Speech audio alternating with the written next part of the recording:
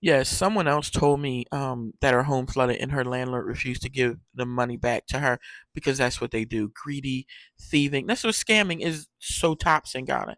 And Ghanaians in Ghana are extremely poorly behaved. I'm sorry, like you're driving down the street and you see them throwing trash out the window, using their streets as a toilet. The gutters, defecating and urinating in the gutters. And literally, I wish I had photos of all the time I was at a restaurant and Ghanaians would put their bare feet on the table. And then when you speak to Ghanaians outside of Ghana, they say, well, the illiteracy rate is so high in Ghana. So they're literally calling them stupid and uneducated.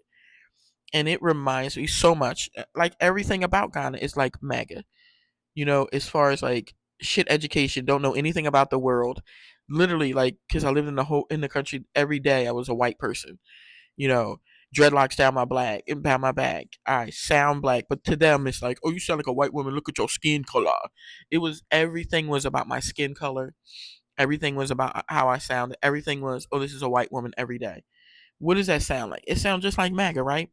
But threatening her because she's showing her house getting flooded again, which is why she records in her car, and they're going to get her eventually. She could try any scheme and scam to try to dib and dab and show where she doesn't live, but she's showing her face. She's showing her face. That's enough to get her caught in Ghana, and she's going to get caught. You could talk positive about Ghana, and if they find out where you live, you're going to be targeted for robbery. That's just how they behave, and it's horrible. It's just horrific.